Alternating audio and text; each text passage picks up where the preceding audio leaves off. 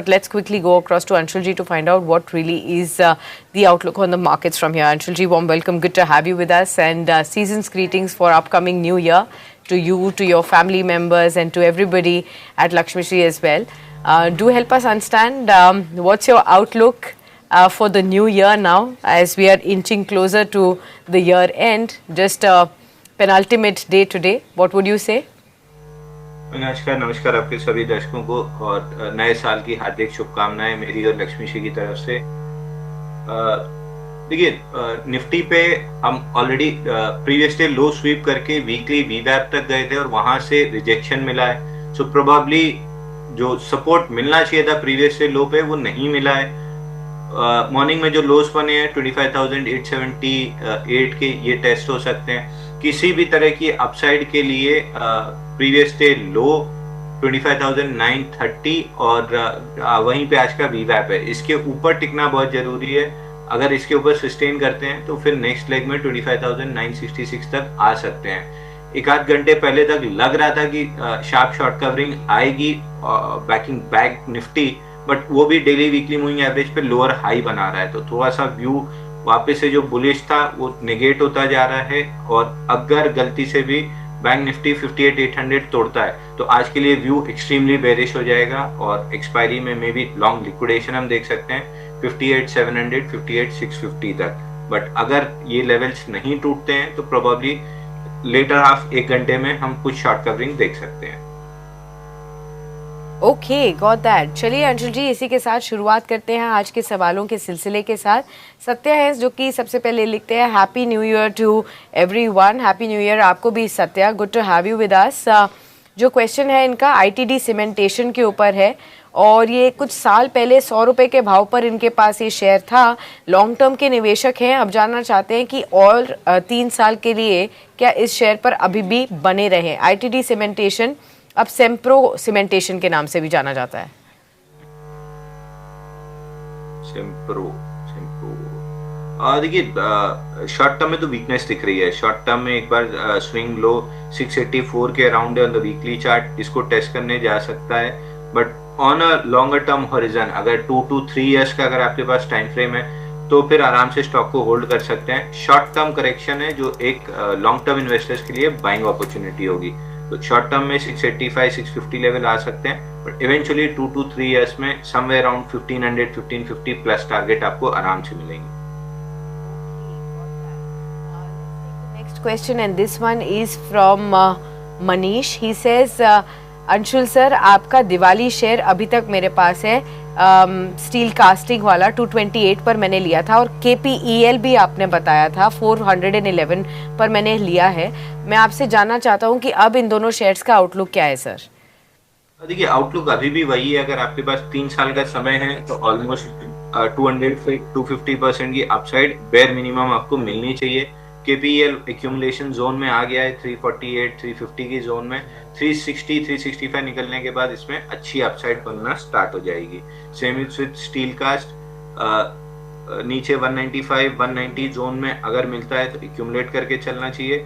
जैसे ही इस स्टॉक में 226 क्रॉस होता है तो वहां पे बड़ा रिवर्सल बनेगा फॉर अ गुड अपसाइड। तो 226 के अराउंड एक बार सवाल जरूर पूछ लीजिएगा। अगर वहां पे कोई भी रिजेक्शन दिखा तो हम शायद एग्जिट की सलाह देंगे। अगर नहीं मिलता है, स्लाइस थ्रू करता है, तो फिर जो व्यू है वो इंटैक्ट रहेगा। ठीक है, okay, let's take the next question and this one is from one of our viewers again and this is also on our YouTube that we have, Nitin, who says, sir, is there any view on Power Finance Corporation right now that you have? PFC दोनों एक ही साथ cover कर देता हूँ। PFC में 328 का level हमने discuss किया था, बाइंग क्लाइमेक्स के बाद 328 आ गया है, यहाँ से बाउंस बैक कर रहा है। प्रोबेबली प्री बजट रैली अगर बनती है तो 50 डे मूविंग एवरेज 363 और स्ट्रक्चर का रेजिस्टेंस 389 399 की जोन है, वहां तक PFC बाउंस बैक कर सकता है। होप इसकी बहुत कम है, बट अगर किया तो वहां तक कर सकता है प्री बजट रैली में।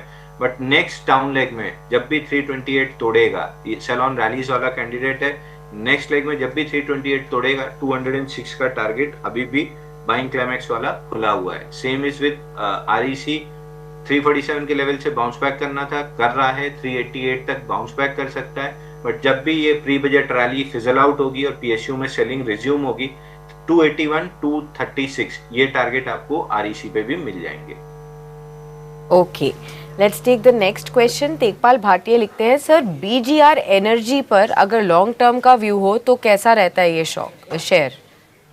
देखिए, BGR energy is a good trading counter, not investing counter. Short term में एक अच्छा ट्रेड इसमें वीकली चार्ट पे बना था 126 के ब्रेकआउट पे, और वहां से स्टॉक चला गया 490। अभी पुल बैक ले रहा है, पुल बैक में 50 डे मूविंग एवरेज भी 228 के आसपास छूटा हुआ है। इट कैन बी साइडवेज, जहां मूविंग एवरेज कैचअप होगा, या पुल बैक लेके मूविंग एवरेज कैचअप करेगा, not clear, but moving average catch up के लिए ये स्टॉक अभी वेट करेगा। दूसरी चीज, ब्रेकआउट आया 126 के अराउंड, टारगेट भी आया आपका 400 440 का, बट प्रॉब्लम ये थी अपर सर्किट वाला स्टॉक था, तो लेने में मिला नहीं, बेचने में अगर आप जल्दी बेच लिए तो ठीक है, नहीं स्टॉप लोअर सर्किट मारना स्टार्ट किया तो फिर बिकता नहीं। इस टाइप के स्टॉक्स थोड़ा सा या तो लो क्वांटिटी में ट्रेड कीजिए या अवॉइड कीजिए। नेक्स्ट हमारे पास क्वेश्चन है अवनीश का। ये लिखते हैं कि hello Sakshi, hello Anshul sir. Sir IRDA 143 के आसपास आ चुका है, क्या ये 176 तक भी जल्दी जा सकता है? देखिए, जल्दी तो नहीं जाएगा। 140.8 का मेजर सपोर्ट था जिसका ब्रेकडाउन आया था, वहीं तक पुल बैक आया और वहीं से सेलिंग आ रही है। लास्ट होप इसकी है प्री बजट रैली, अगर बनती है तो फिर ये खींच के 151 तक जा सकता है, बट अभी फिलहाल इसको 121 आना है। 121 के अराउंड अगर ये 6-8 महीना बेस डेवलप करता है तो फिर तेजी डेवलप होगी, नहीं तो फिर स्टॉक में दिक्कत बनी रहेगी। सो आई वुड सजेस्ट, पहले भी मैंने सजेस्ट किया है, 140 के अराउंड निकल जाइए और IOCL, HPCL, BPCL या टाटा स्टील, इन टाइप के काउंटर्स में इन्वेस्ट कर लीजिए। 1-1.5 साल बाद भी ये काउंटर आपको यहीं 120-140 जोन में मिलेगा। Okay, got that. Let's also take the next question, and this one is from one of our viewers again, Hetal Shah, who says, Anshul sir, I want to know about Jaiswal Nico at 86 rupees. I got this. What exactly should be the outlook right now? ये जयसवाल निको multiple media platforms पे मैंने बताया 926 weeks का base breakout है eight 69। Stop loss आपका 64 था, जो अब रिवाइज होकर 75 का क्लोजिंग बेसिस पे हो जाएगा। वीकली क्लोजिंग 75 के नीचे आए तो एग्जिट करना है, नहीं तो धीरे धीरे इस काउंटर में 10 वीक मूविंग एवरेज का स्टॉप लॉस लगा के ट्रेल करते जाना है। टारगेट लगाना इसमें गलत हो जाएगा, क्योंकि 400 वीक्स का बेस ब्रेकआउट हमने LTF में प्ले किया 170 से 300, तो ये ऑलमोस्ट डबल टाइम का बेस ब्रेकआउट है, तो कहीं तक भी जा सकता है। टारगेट लगाने की जगह 10 वीक मूविंग एवरेज का ट्रेलिंग स्टॉप लॉस लगा के इसको चलने देना चाहिए, जो करेंटली 75 पे है। Okay, next we have this question also coming in from one of our viewers. Okay, we have Ayush asking, sir, I have a few stocks in my portfolio. I want to know whether I can continue to do my SIPs in the new year as well in these stocks, or should I exit from any? I will just name a few stocks that he has mentioned, Anshul ji. The first one is PPL Pharma, second is JSW Infra, third one is Anthem Bio, and fourth one is BSC. I would suggest BSC से तो exit कर लेना चाहिए। 2575 तोड़ता है BSC तो 2021 तक का टारगेट मिलेगा। BSC is looking extremely weak, BSC से एग्जिट की सलाह रहेगी। Anthem not yet IPO based नहीं बना है, जब तक IPO बेस्ड नहीं बनता है मेरा इंटरेस्ट नहीं है इस काउंटर में। जब IPO बेस्ड बना के ब्रेकआउट देगा तभी मेरा इंटरेस्ट आएगा। और स्ट्रक्चर के हिसाब से भी देखें तो 701 निकलना जरूरी है, तब इसका स्ट्रक्चर रिवर्स होगा। JSW इंफ्रा और PPL फार्मा आराम से आप SIP कर सकते हैं, क्वांटिटी बढ़ाना है या अमाउंट बढ़ाना है, BSC और एंथम का निकाल के इसमें डालना है तो वो भी कर सकते हैं, बट ये दो स्टॉक बहुत बेहतरीन है। Okay, got that. Let's also take another one that we have. This one is from one of our viewers, Hamza. In fact, Hamza says, sir, मेरे पास पैसा लो के शेयर्स हैं 35.3 के लेवल पर, यहाँ पर होल्ड करना है या एग्जिट? पैसा लो 40.67 पे ब्रेकआउट फेल किया था, लॉन्ग लिक्विडेशन में 31 आया, 35 36 की जोन में बेस बनाने की कोशिश कर रहा है, बट इसमें तेजी तभी आएगी जब 40.67 राउंड फिगर 41 कर लीजिए। 41 के पहले आपका इंटरेस्ट नहीं होना चाहिए अगर आप फ्रेश बाइंग देख रहे हैं। अगर ले ही चुके हैं तो फिर आप स्टॉप लॉस ले लीजिए 33 रुपीज का। ठीक है। नेक्स्ट संदीप है हैदराबाद से, लिखते हैं I have south Indian bank share eight 8 rupees. I have been holding this share from last 10 years and I want to know whether still there is a lot of potential that I can continue to hold on to this share. South bank, देखिए अभी बहुत scope है south bank में, बहुत ज्यादा scope है। एक base breakout 31 पे आया था, ऑलमोस्ट 40 का अपना टारगेट कंप्लीट किया है और वहीं पे वापस से फ्लैगिश काइंड ऑफ एक्शन बन रहा है।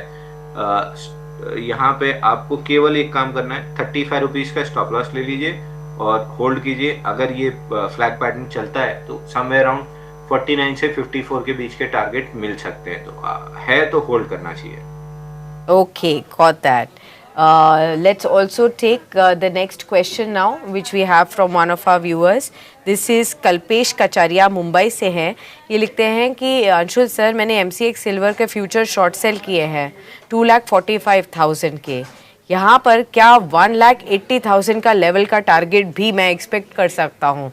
जो ये एक तरफा रैली चली है सिल्वर में, उसको देखते हुए यहाँ पर शॉर्ट सेल की पोजीशन ली है कल्पेश ने।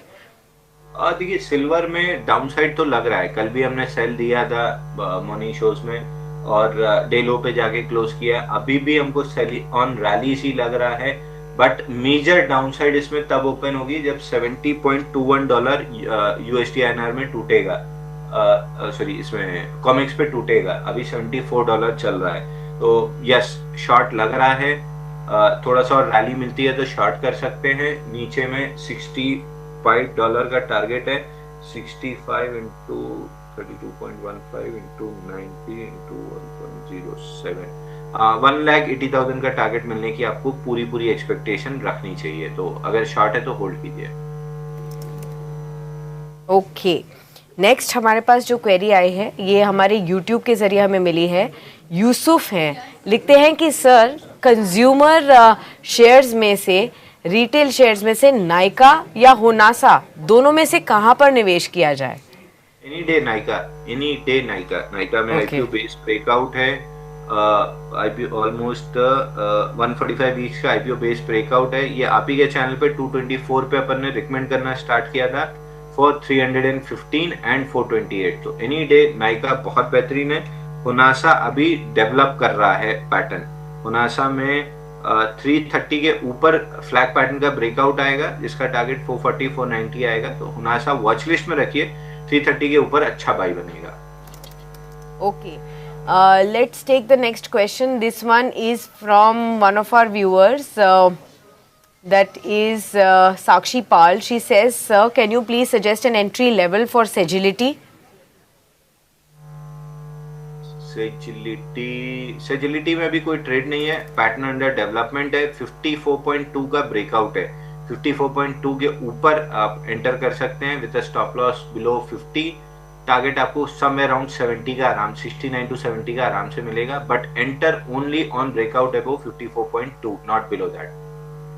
ओके, जया है, लिखते हैं कि hello Anshul sir, I want to buy Kesoram industries at the current level. How are you looking at this point? Say, but how would you enter? ये continuously breakout इसमें 5.53 पे आया था और continuously अपर सर्किट मार रहा है, तो एंट्री मिलेगी नहीं, और जब लोअर सर्किट लगना स्टार्ट होगा तो आपको एग्जिट नहीं मिलेगा। तो इस टाइप के काउंट अभी जैसे हमने BGR पे डिस्कस किया, अवॉइड करना चाहिए ऐसे काउंटर्स। ओके, नेक्स्ट क्वेश्चन है हमारे पास विनोद चौधरी का, लिखते हैं hello Sakshi ma'am and hello Anshul sir, good afternoon to both of you. I want to invest in Mrs Bectors and KRN heat exchanger for 2 to 3 years. Are these good stocks to hold for the long term?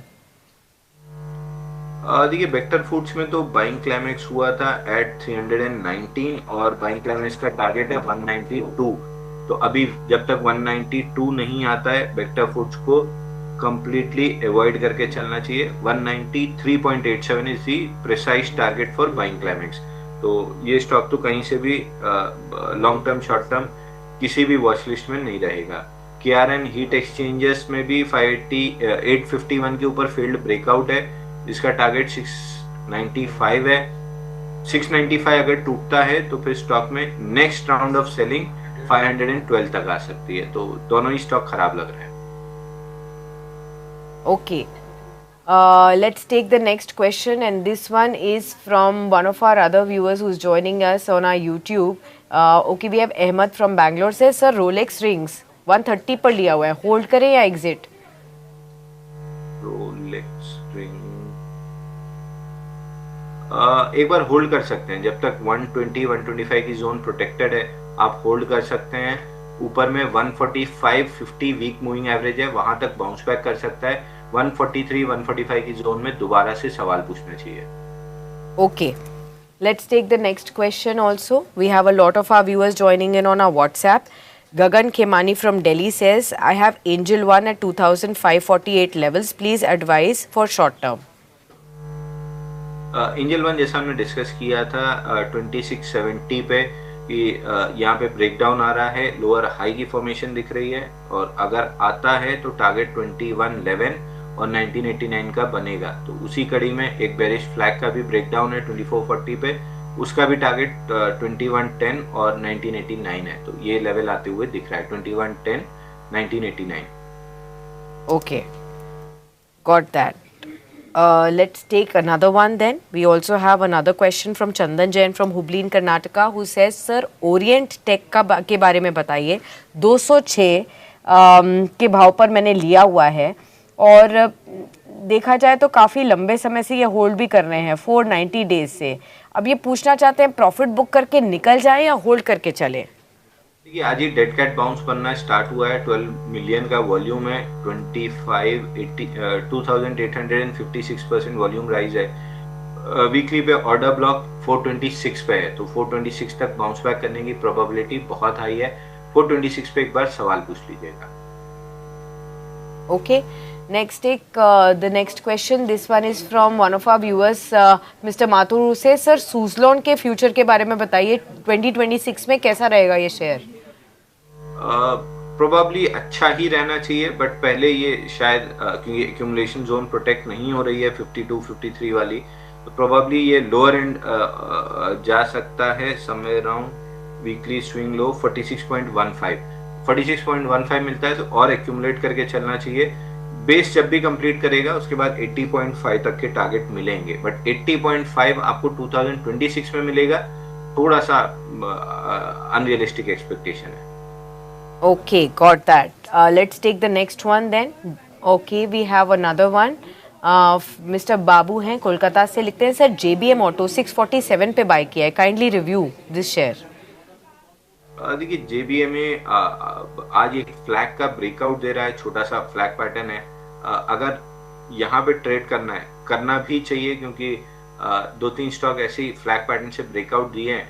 605 का stop loss रहेगा, या current market price पे आप चाहें तो by कर सकते हैं। फ्लैग पैटर्न है, 691 का टारगेट रहेगा, but quick entry quick exit, क्योंकि बाइंग क्लाइमेक्स के बाद वाला स्टॉक है, तो ये डीप पुल बैक देने जा रहा है। ये सैलॉन रैलीज वाला स्टॉक है, बट एक रैली में एक स्कैल्पिंग ट्रेड आप ले सकते हैं। जाने के लिए यहाँ पे 30 रुपए है, आने के लिए यहाँ पे 60 रुपए है, तो 1:2 का रिस्क रिवॉर्ड है। एक बार रिस्क ले सकते हैं स्मॉल क्वांटिटी पे। Okay, taking the next one then, we have Ashok asking you, sir, क्या रिलायंस इंडस्ट्रीज में एक फ्रेश एंट्री ली जा सकती है? देखिए, रिलायंस मैंने बाई किया है और 1650 का कॉल मैंने कवर्ड कॉल राइटिंग के हिसाब से किया हुआ है। मैं रेगुलर इसमें अपने ऑप्शन सजेस्ट करता हूं, तो I would not suggest buy sell stop loss target, but हाँ व्यू तेजी का है। 1569 1597 रेजिस्टेंस जोन है वीकली और मंथली की। जिस भी दिन इसके ऊपर क्लोजिंग आई 2000, 2200 और 2400, 3 लेवल्स आपको आराम से टेस्ट होते हुए दिखेंगे। तो व्यू बहुत बुलिश है। कवर्ड कॉल राइटिंग्स में करता हूं, इसलिए मैं सेबी के नियम है कि आप जिसमें ट्रेड करते हैं उसमें सलाह नहीं दे सकते, तो I would not like to give stop loss और target, but view extremely bullish है। ओके, नेक्स्ट हमारे पास एक और क्वेश्चन आया हुआ है, और ये है क्वेश्चन हमारे पास हर्षा का जेपी पावर के ऊपर पूछना चाह रही हैं। 17 रुपये 40 पैसे पर है ये कैसा लगता है अभी आपको शेयर? एक्सट्रीमली वीक लग रहा है। जेपी पावर में अगर कोई रिवर्सल नहीं बना अगले 2 to 3 वीक्स में 19 रुपीज के ऊपर, 19.2 के ऊपर, तो फिर स्टॉक धीरे धीरे करके 12.2 का अपना जो स्विंग लो है वीकली का, उसको टेस्ट कर सकता है। नेक्स्ट हमारे पास ब्रिजेश का क्वेश्चन है। ये एसीसी के ऊपर आपसे बात करना चाह रहे हैं, खासतौर पर सीमेंट स्पेस से 1835 पर लिया हुआ है और यहाँ कुछ 6% का इनको अभी लॉस हो रहा है। कैसे देखते हैं आप इस शेयर को? देखिए, एसीसी इवेंचुअली जाके अंबुजा सीमेंट में मर्ज हो जाएगा, तो मर्जर एंड एक्विजिशंस जब आ जाते हैं काउंटर में, तो कुछ समय के लिए काउंटर डेड हो जाता है। बट एसीसी मेरे को बहुत पसंद है। इवेंचुअली जो अंबुजा सीमेंट हो जाएगा, और अंबुजा सीमेंट भी मेरे को शुरू से पसंद रहा है, तो 6-8 महीना मर्जर एंड एक्विजिशन में निकल देगा, but eventually all time high hit करेंगे स्टॉक्स। तो बेटर है कि आप या तो अंबुजा सीमेंट ले लीजिए या एसीसी को कन्वर्ट होने दीजिए। ओके, गौतम नागपाल है, लिखते हैं सर KIOCL 405 पर लिया हुआ है, होल्ड कर सकते हैं, कैसे आप देखते हैं इस शेयर को?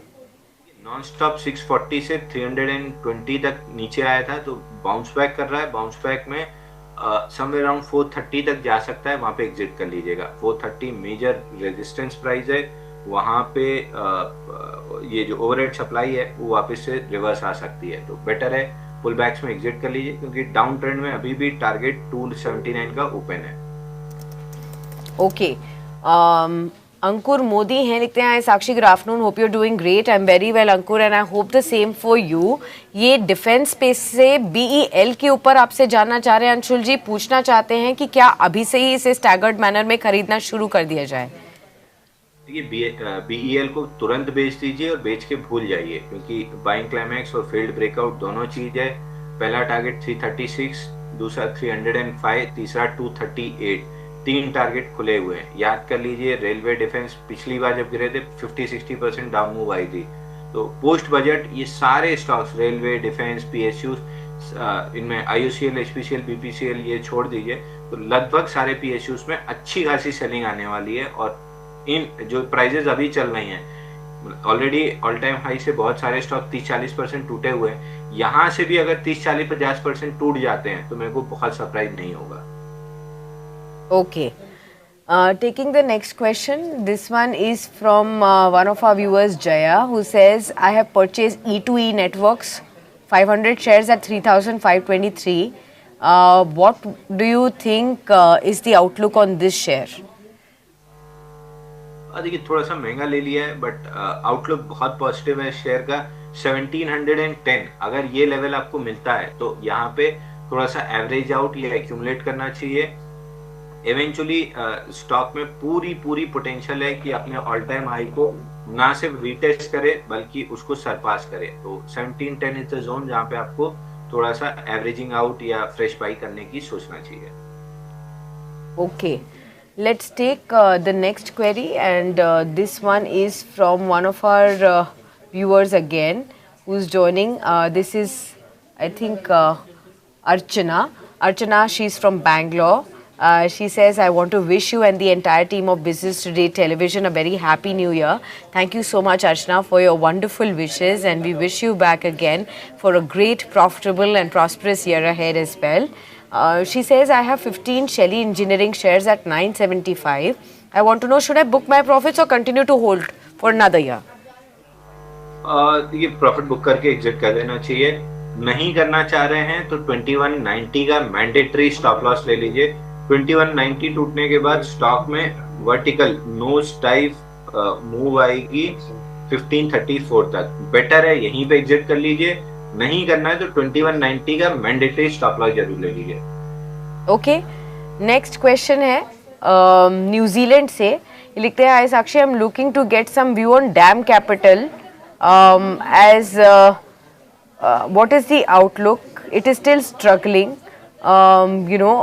Why DAM Capital never recovered after the IPO? Exactly is his question.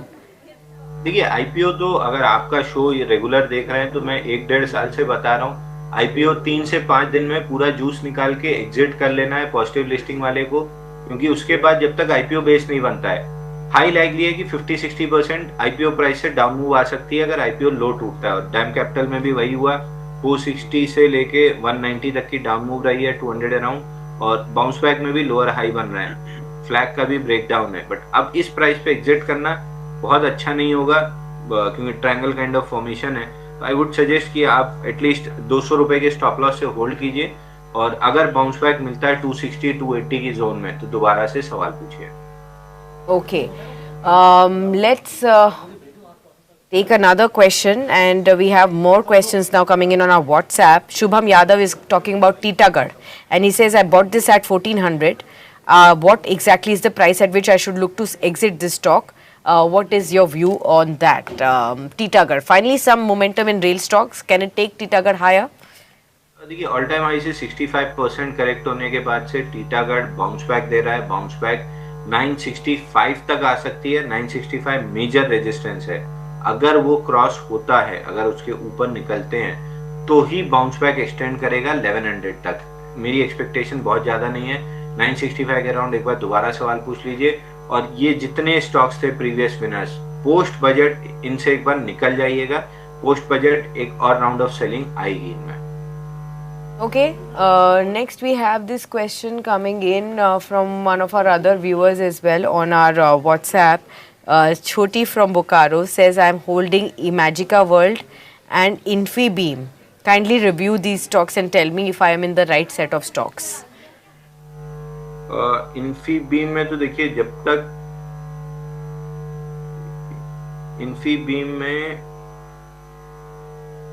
तक यहाँ पे 20 रुपीज नहीं क्रॉस हो रहा है, डाउन मूव बनी रहेगी। डाउन मूव के 3 लेवल्स थे। 18.9 जो स्टॉप लॉस था, वो कटने के बाद से लिक्विडेशन 17.4 16.62 तक आना चाहिए था। 16.62 भी टूट चुका है, प्रोबेबली 14.79 आ सकता है।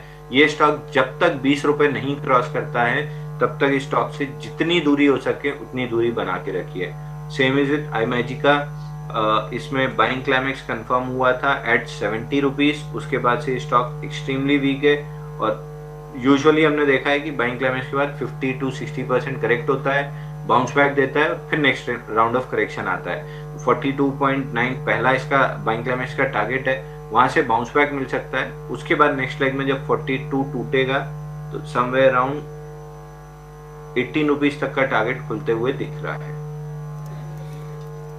Okay, let's also go on to take another question. Vishesh Tripathi says, sir आप ये मुझे समझाइए कि पावर फाइनेंस कॉर्पोरेशन 370 से होल्ड किया हुआ है, क्या निकल जाऊं अब मैं यहाँ से? देखिए एक बाउंस बैक अभी प्री बजट रैली में आपको 363 बहुत खींचा तो 389 399 मिल सकता है। मेरे को 363 365 से ऊपर नहीं लग रहा है। वहां पे एक बार सवाल पूछ लीजिए, सेलिंग प्रेशर दिखे तो एग्जिट कर लीजिए। एक्सटेंड करता है तो 389 399 की जोन मिले, वहां पे भी एग्जिट ही की सलाह है। पोस्ट बजट 206 का टारगेट अभी भी खुला हुआ है। ओके, नूपुर हैं, ये कोलकाता से हैं अंशुल जी, और लिखती हैं मैम न्यूजेन सॉफ्टवेयर 984 का बाइंग प्राइस है, क्या कोई भी अपॉर्चुनिटी मुझे नए साल में मिलेगी अपने प्राइस को देखने के लिए, या फिर मैं अभी ही एग्जिट कर लूं? देखिए एग्जिट अगर आपको करना ही है तो आप जो बेस का लोअर एंड है ना 815, तो आप 810 का क्लोजिंग बेसिस स्टॉप लॉस लगा लीजिए। 14 रुपए की और रिस्क लीजिए। अगर ये 14 रुपए बच जाते हैं तो आपको आपका प्राइस एक बार मिल सकता है समवेयर अराउंड 910 920, वहां पे एग्जिट कर लीजिएगा। इवेंचुअली इस स्टॉक को 810 तोड़ना है, बट एक बाउंस बैक के बाद प्रोबेबिलिटी ये है कि पहले बाउंस बैक करेगा उसके बाद तोड़ेगा। जब भी 810 रुपए तोड़ेगा, 670 और 342 ये दो टारगेट खुले हुए हैं। बाइंग क्लाइमेक्स वाला स्टॉक है ये। Okay, got that. Let me also ask another question that we are getting from Sachin. He says, sir India bulls लिया हुआ है मैंने 23.5 का, क्या शॉर्ट टर्म में इसका कोई ट्रेडिंग टारगेट या स्टॉप लॉस मिल सकता है?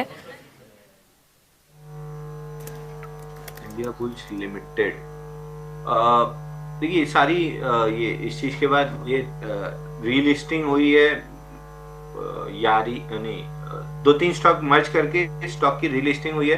प्रोबेबली 19.5 तक ये स्टॉक जा सकता है, तो 19.5 पे एक बार दोबारा सवाल पूछ लीजिएगा। Okay, let's take the next query then. We have this question from one of our viewers who says, sir steel strip wheels 2 से 3 साल के लिए क्या सही स्टॉक रहेगा? देखिए SSWL 2-3 साल के लिए ठीक लग रहा है, बट बाइंग रेंज अभी बहुत नीचे है। 170 के अराउंड अगर बेस बनाना स्टार्ट करता है तो बाइंग करेंगे। तो 170 का लेवल है जहाँ पे हम वॉच करेंगे। अगर वहां पे ठीक ठाक पैटर्न बनता है तो जरूर इंटरेस्ट रहेगा। प्रॉफिटेबल कंपनी है, 7-8-9 क्वार्टर से कहीं भी ऐसा कोई दिक्कत नहीं आई है। 2 क्वार्टर से एक ही दिक्कत है, ईपीएस ग्रोथ स्टेबल हो चुकी है। तो जो ग्रोथ था वो नहीं आ रही है, बट एटलीस्ट स्टेबल इनकम है। Okay, got that. I hope this has also helped you understand. Let me also take another view then. We have one more question coming in from our viewer Anil Patil from Shirdi. Such a wonderful place. Says good afternoon. Patel Engineering के ऊपर मेरा सवाल है। 46 के level पर खरीदा हुआ है, एवरेज लेवल्स हैं ये, जून 2024 से खरीद रहे हैं और 50 तक जब तक ये पहुंच जाए तब तक ये होल्ड कर सकते हैं, लेकिन अभी ये स्टॉक 27.3 पे आ चुका है। जानना चाहते हैं इसके ऊपर आपका व्यू। देखिए पटेल इंजीनियरिंग हम बुलिश थे 30 रुपीज के अराउंड। एक दिन हमने बाई भी दिया था, अगले दिन स्टॉक लगभग 12-13% चला था। उसके बाद से सेकेंड राउंड बाइंग अभी तक बनी नहीं है। एक्सपेक्टेशन ये थी कि 29 के अराउंड बनेगी, 2940 के अराउंड, वो भी नहीं बनी, उसको तोड़ दिया है। तो स्टॉक फिलहाल के लिए थोड़ा सा वीक लग रहा है। प्रोबेबली आपको एक इमीडिएट सपोर्ट 27 और 23 तक है, ये सपोर्ट जोन टेस्ट हो सकती है। तो फिलहाल तो वीक ही लग रहा है, 27-23 की जोन आ सकती है। अगर ये स्टॉक मे बी इस वीक या नेक्स्ट वीक में वापस से 2950 के ऊपर क्लोज कर ले तो ये स्ट्रक्चर ब्रेकडाउन फेल हो जाएगा और बड़े बाउंस बैक के लिए रेडी हो जाएगा। तो 1 से 2 हफ्ते समय दीजिए, नहीं 29-50 रिक्लेम होता है तो फिर एग्जिट करना होगा। Okay, got that. Taking the next question. This one is from one of our viewers. Okay, Yusuf wants to know about Vedanta. कि सर इसमें डीमर्जर का वेट करें एंटर करने के लिए, अभी एंटर कर लें? ये वेदांता में प्रॉफिट बुकिंग की सलाह दे रहा हूँ सभी को। लगभग आप ही के चैनल पे 360-370 की जोन से हमने बाई दिया था, 600 रुपए आ गया है। पहला टारगेट भी हमारा 600 था। यहाँ से प्रॉफिट बुक करना चाहिए। जब डिप में 50 डे मूविंग एवरेज के अराउंड मिलेगा वापस से लॉन्ग सजेस्ट करेंगे 700 और 800 रुपए के लिए। बट अभी एक्सटेंडेड काउंटर है। नाल्को में ट्रेडिंग स्टॉप लॉस सजेस्ट कर रहे हैं। वेदांता में आउटराइट प्रॉफिट बुकिंग सजेस्ट कर रहे हैं। वेदांता 290 का स्टॉप लॉस है। हिंडाल्को में भी आउटराइट प्रॉफिट सजेस्ट कर रहे हैं कि हिंडाल्को वेदांता आउटराइट बुक कर लेना चाहिए। नेशनल एल्यूमिनियम में 290 का स्टॉप लॉस ले लेना चाहिए। ओके, नेक्स्ट हमारे पास एक और क्वेश्चन है और ये है सीमेड के ऊपर। सीमेड शेयर के ऊपर पूछना चाह रहे हैं हमारे एक व्यूअर फ्रेश एंट्री के लिए। और इसका फटाफट से मैं, सी मैक कंस्ट्रक्शंस तो नहीं है इनका, सीमेड मेरे ख्याल से सी मैक पूछना चाह रहे होंगे। ये 1073 पर सी मैक शेयर जो है। सीमैक में स्टैंडर्ड डिस्क्लेमर हमने अपने क्लाइंट्स को बाय रिकमेंड किया था और अभी शो जब चल ही रहा था तभी 12:21 पे हमने लो रिस्क ट्रेडर बुक कराया 1079 पे। टारगेट हमने बाय दिया है 1131 का। स्टॉक में 1064 का ब्रेकआउट है। प्रोबेबली ये आराम से 1200 तक जा सकता है, बट हम अपना वही 4% स्टॉप लॉस 8% वाला ट्रेड करते हैं। तो फर्स्ट राउंड हमने लो रिस्क ट्रेडर बुक किया है, 1131 पे पूरा बुक करेंगे और 2-3 बार इसमें हम ब्रेकआउट प्ले करेंगे क्योंकि इस ब्रेकआउट का टारगेट 1216 आ रहा है। Okay, let me also take another question. हमारे पास एक जो क्वेश्चन आया एनएमडीसी पर है, ये राधे का है और ये लिखते हैं फ्रेश एंट्री कहाँ पर ले सकते हैं एनएमडीसी में? देखिए 78.96 का ब्रेकआउट है, 87 का पहला टारगेट है, उसके बाद 110 रुपए तक ये काउंटर जा सकता है। तो प्रोबेबली 79 के आसपास मिले तो बाई कर लीजिए, या फिर वीकली पे 3-4 हफ्ते की टाइट रेंज बनती है तो उसके ब्रेकआउट पे बाई कर लीजिए। फिलहाल तो 79 का ही लेवल है। अगर टाइट रेंज बन के मूविंग एवरेज कैचअप हुआ तो लेवल रिवाइज होगा। Okay, let's take the next question and this one is from one of our viewers on our WhatsApp again. We have a lot of them coming in fresh with a question. Deepika है new Delhi से, ये आपसे पूछना चाह रहे हैं कि क्या न्यू ईयर में क्या फ्यूचर्स और ऑप्शंस में ट्रेड करना सही रहेगा? देखिए futures and options, specially option, उसमें भी स्पेशली ऑप्शन बाइंग बहुत प्रिसाइज गेम है। इसको आप इस तरीके से समझिए कि ये स्पेशलिस्ट सर्जरी वाला काम है। इसको कोई भी कंपाउंडर या कोई भी जनरल डॉक्टर नहीं करता है। उसके लिए आपको जैसे हार्ट का ऑपरेशन कराना है तो आप जनरल फिजिशियन के पास नहीं जाएंगे, आप स्पेशलिस्ट के पास जाएंगे। तो ये स्पेशलिस्ट वाले गेम है जहाँ पे मार्केट आपको दूसरा मौका नहीं देता है। एक गलती और आपकी कैपिटल खत्म। सो आई वुड सजेस्ट कि आप स्टार्ट स्लो, ABCD पढ़िए, फिर PhD पे जाइए। पहले स्विंग ट्रेडिंग और इन सब चीज में स्टॉप लॉस लगाना, रिस्क मैनेजमेंट, क्वांटिटी कैलकुलेटर, ये सब एक्सपेरिमेंट छोटे कैपिटल पे स्विंग ट्रेड पे कर लीजिए। जब उसमें परफेक्ट हो जाए तब फिर आप फ्यूचर एंड ऑप्शन में जाइए। Commodities is very good in future and options trading. मैं पर्सनली, चूंकि सेबी के रूल्स हैं कि आप जिसमें ट्रेड करते हैं उसमें सलाह नहीं दे सकते और जिसमें सलाह देते हैं ट्रेड नहीं कर सकते, तो मैंने फ्यूचर एंड ऑप्शन छोड़ के मैं कमोडिटीज के फ्यूचर एंड ऑप्शन में शिफ्ट कर गया हूँ, क्योंकि वहां पे रूल्स थोड़े से मतलब ईज्ड ऑफ हैं और सेबी से पंगा कोई भी नहीं ले सकता। तो मैंने फ्यूचर एंड ऑप्शन बंद करके मैं खुद ही कमोडिटीज में शिफ्ट हुआ हूँ। एंड कमोडिटीज, बिलीव मी, इतना मैजिकली काम करता है फ्यूचर एंड ऑप्शन में। बस आपका रिस्क मैनेजमेंट टाइट होना चाहिए, क्वांटिटी कैलकुलेशन क्लियर होना चाहिए कि किस तरीके से आपको सरवाइव करना है। The name of the game is survival. 1-2 साल सरवाइव कर लिए तो प्रॉफिट तो अपने आप बन जाएगा। Okay, fair point. I hope this has helped you out as well. Let's take the next one.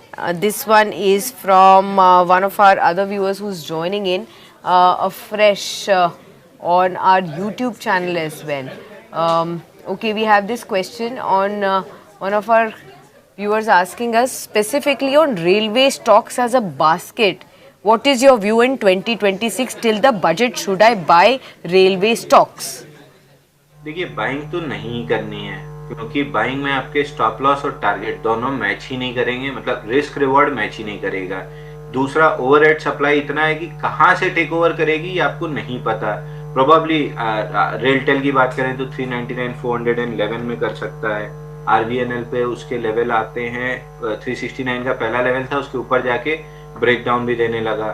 तो बाइंग तो नहीं करनी है। प्री बजट रैली अगर पार्टिसिपेट करना है तो प्री बजट रैली तक जहां तक भी पुल बैक मिल जाए वहां पे एग्जिट कर लीजिए, क्योंकि पोस्ट बजट, जैसे इंटरिम बजट के बाद 50-60% की गिरावट आई थी, इस बजट के बाद भी आप मान के चलिए कि इन लेवल से पुल बैक के बाद जो भी हाई बनेगा वहां से 40% अगर करेक्शन आता है तो कोई मेजर सरप्राइज नहीं होगा railway, defence, ship building, encounters में।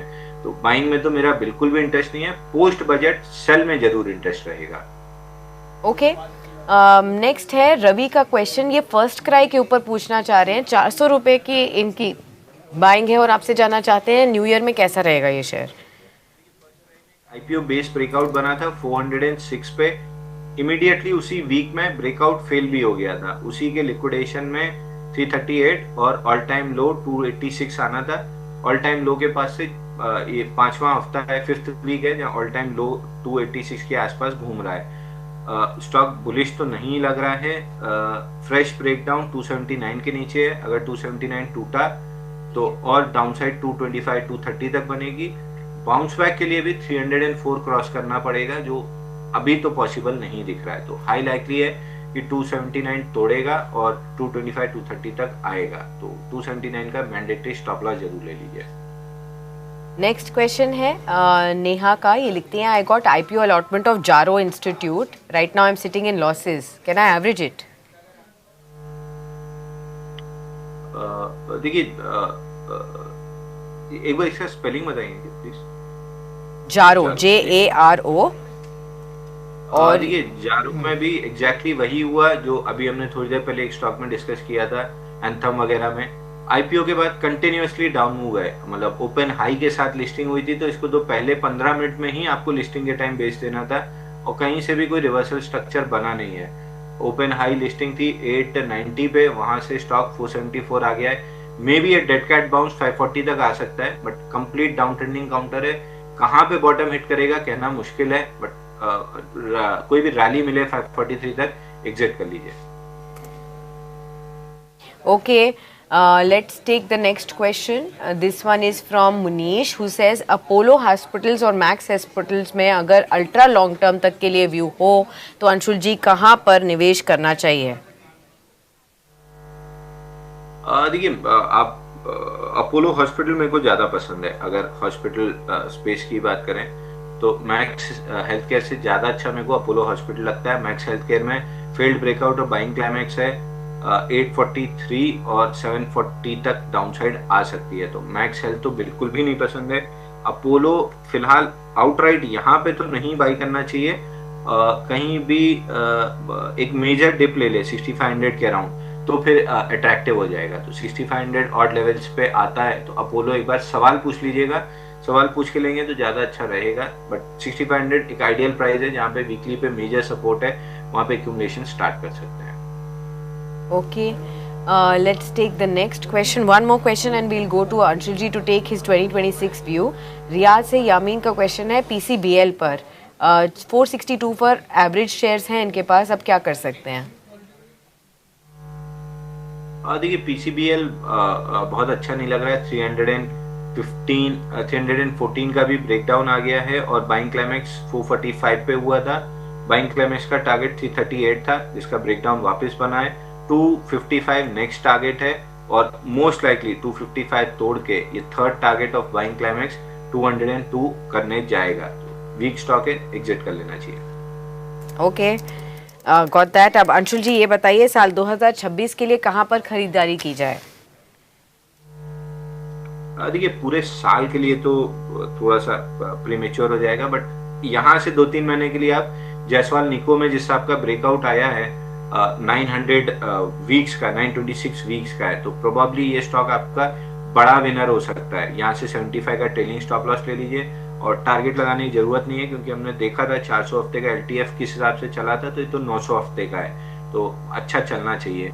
और दूसरा स्टॉक M&M फिन यहाँ पे कंसोलिडेशन बना के सेकेंड राउंड मूव आने की तैयारी है, तो M&M फिन आप देख सकते हैं, यहाँ पे बड़ी अपसाइड मिल सकती है।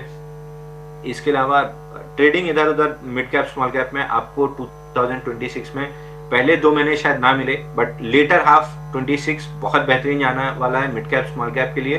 तो यहाँ पे अपनी कैपिटल प्रोटेक्ट करके रखिए ताकि जब सेकेंड हाफ में मिड कैप स्मॉल कैप में बुल मार्केट आए तो हमारे पास अच्छा खासा पैसा आता है। लार्ज कैप एक्यूमुलेट करना है तो अदानी के कोई भी स्टॉक्स आप कर सकते हैं। अदानी ग्रीन मेरे पास है तो उसका नाम नहीं लूंगा, बट ATGL, अदानी एनसॉल में अभी बहुत अच्छी रिलेटिव स्ट्रेंथ है। करंट यहाँ पे लेना है तो अदानी एनसॉल ले लीजिए, आपको 20% रिटर्न बहुत आराम से मिलना चाहिए। तो अदानी एनसॉल, M&M फिन, जायसवाल निको, ये 2-3 काउंटर है जहाँ पे आपका फोकस एटलीस्ट फॉर 3 मंथ्स तो होना ही चाहिए। Okay, fair point. Thank you so much then Anshul ji for being with us on this special edition today of Daily Calls. Yes, wishing you a fantastic upcoming new year ahead and may it turn out to be the best one yet for you and for your loved ones. बहुत बहुत धन्यवाद madam, आपको भी और आपकी पूरी team को हमारी तरफ से Thank you. शुभकामनाएं।